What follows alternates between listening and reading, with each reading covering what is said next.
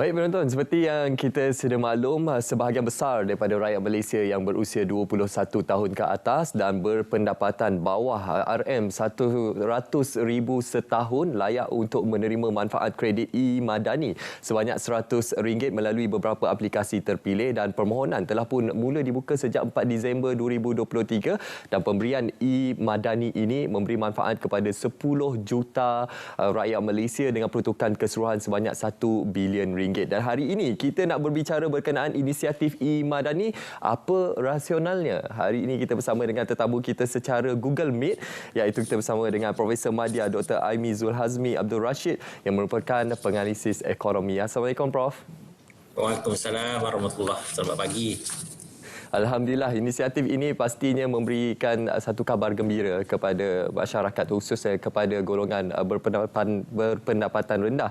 Dan sepastinya kita bercakap berkenaan nilai RM100 itu, Prof, mungkin subjektif untuk setiap orang. Mungkin ada yang menganggap nilai tersebut sebagai kecil, namun juga ada yang menganggap nilai tersebut merupakan satu rahmat, satu rezeki yang mampu membolehkan mereka melangsungkan kehidupan mereka dan membeli keperluan kehidupan. Jadi, menilai kepada situasi inflasi semasa, Prof, bagaimana impak RM100 ini khususnya kepada golongan berpendapatan rendah, Prof? Kita tak nak kata apa dah, pinjam 100 no nilam sari kan. Okey, bagi saya nilai RM100 ni sebenarnya relatif, ya, bergantung sama ada ia kecil atau besar. Kalau memanglah kalau bagi orang kaya, ya, RM100 tak banyak, tapi kalau dia nak buat bayaran dia tak cukup 100, jadi bernilai jugalah pada dia kan. Jadi pada orang miskin juga pastinya hal ini banyak membantulah, ya. Tapi hakikatnya kita tak boleh kata juga, ya, kata RM100 yang untuk golongan miskin, sebab kalau ikut apa yang diberikan oleh kerajaan, iaitu semua mereka yang berpendapatan kurang daripada RM100,000 setahun, ini bermakna bukan hanya B40, malah M40 juga dapat. Kalau gaji katalah RM8,000, ya, RM96,000 setahun, dia layak mendapatkan bantuan e-Madani ini. Tapi kalau kita tengok, bukan kalau M40 di bandar, kalau pendapatan RM8,000, M40 di bandar. Tapi kalau dia RM8,000 di negeri-negeri di luar bandar seperti di Kelantan, di Sabah, itu dah macam T20, kan? Betul. Kan? Jadi kelayakan itu sebenarnya besar, ya. Jadi gaji RM8,000 pun dah dapat, ya. Tapi kalau kita tengok dari segi untuk manfaat lah, walaupun RM100, tapi dia memanfaatkan kepada 10 juta orang. Ini 40% daripada populasi manusia lah, ya. Pada orang yang memerlukan, terutamanya di luar bandar, alhamdulillah dia kata RM100 ni banyak, nilainya boleh beli beras, boleh beli itu, beli ini dan sebagainya. Ya, itulah seperti yang saya katakan tadi awal tadi. Tidak, kita tak katalah kan pinjam 100 no nilam sari kan. Nilainya. Okey, Prof. So pastinya kita lihat pemberian atau inisiatif e-Madani ini merupakan satu inisiatif yang dilihat sebagai serampang dua mata, bukan saja memberi manfaat kepada rakyat, malah juga impaknya kepada PMKS, iaitu pengusaha mikro, kecil dan juga sederhana. Ialah kita lihat nilai aliran RM1 bilion melalui inisiatif e-Madani ini, bagaimana ianya mampu untuk memberikan satu suntikan penggerak kepada PMKS kita, khususnya dalam ekosistem dunia digitalisasi sekarang ini, Prof. Baik, sebenarnya jumlah RM1 bilion ni adalah bagus untuk memacu ekonomi domestik yang merupakan pemacu utama ekonomi, ya, pemacu utama untuk negara mencapai KDNK sebanyak 4.2% lah, insya-Allah pada tahun ini. Ya, kita dah lihat pada suku pertama 2.9%, suku ketiga 3.3%. Jadi timing dan juga itu maksudnya tepat pada masanya, di mana hujung tahun kita ada perayaan Christmas, tahun baru dan sebagainya.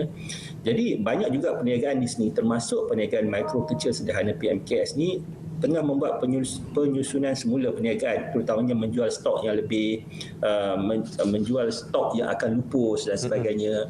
Ya, jadi ini sangat membantu kepada PMKS itu sendiri, kerana dari aspek perniagaan banyak mereka dalam perniagaan makanan dalam perniagaan pakaian dan sebagainya.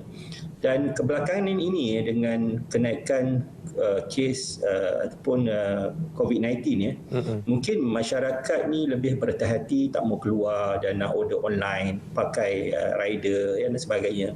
Jadi ini secara langsung memang membantulah untuk menambahkan pesanan online dia, membantu juga transformasi ekonomi digital. Tapi selain dari itu bukan hanya pembayaran online, tetapi juga kalau kita punya duit dalam e-dompet ni ataupun e-wallet je, kita juga masih boleh membeli barang di luar di penjaja-penjaja yang menggunakan QR code misalnya.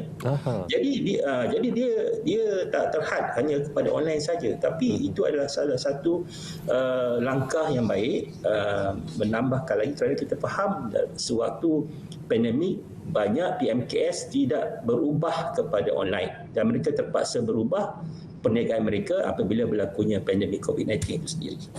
Okey, satu impak yang pastinya positif untuk PMKS untuk mereka beralih ataupun mentransformasikan perniagaan mereka ke arah digitalisasi. Dan juga bercakap berkenaan pemberian e-tunai ini, sudah pastinya ramai juga masyarakat rakyat di luar sana yang bertanya, sebelum ini pemberian secara tunai ataupun dikreditkan terus ke akaun bank melalui pemberian tunai rahmah sebelum ini. Jadi bagaimana dari segi pemberian e-tunai melalui platform e-dompet ini, Doktor? Bagaimana ianya memberi implikasi kepada masyarakat khususnya untuk kita memperkasakan pembudayaan pembayaran secara cashless ataupun tanpa tunai dalam kalangan masyarakat, Doktor?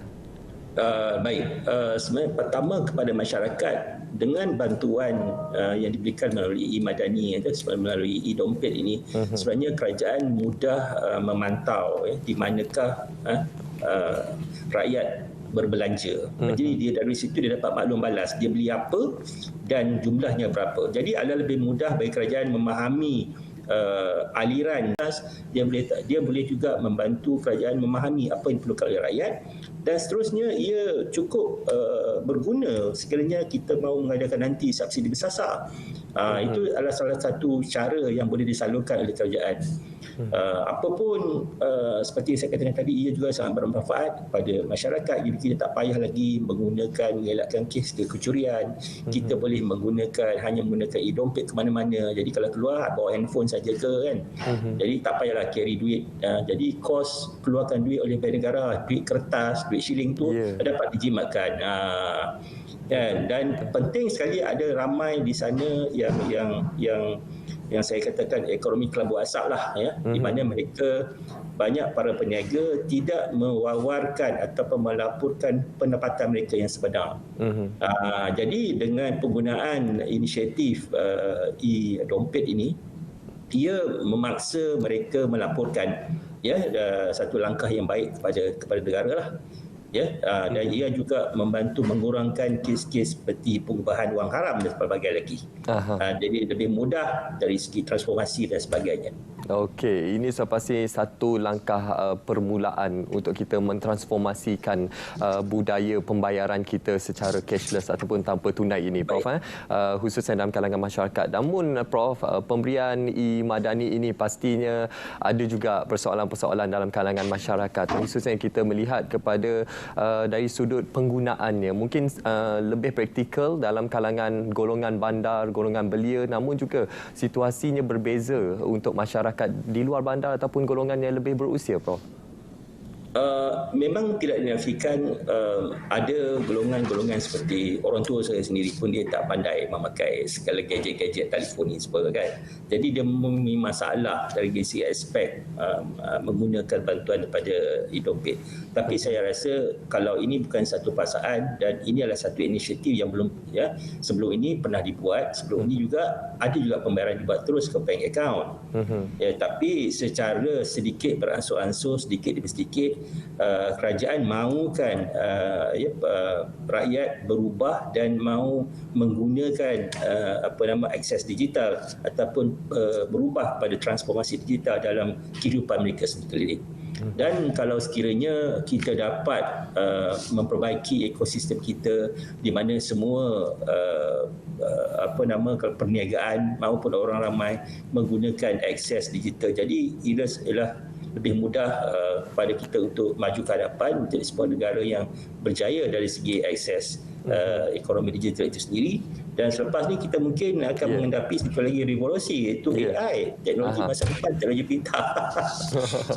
Okey, ini satu revolusi digitalisasi yang sudah pastinya satu memberi impak yang sangat baik kepada kita semua. Jadi apa pun saya ingin ucapkan terima kasih kepada tamu kita Profesor Madya Dr. Aimi Zulhazmi Abdul Rashid, penganalisis ekonomi, atas perkongsian pada pagi ini untuk kita berbicara berkenaan inisiatif e-Madani rasionalnya kepada masyarakat dan juga PMKS dan juga kepada ekonomi secara keseluruhannya. Terima kasih Prof.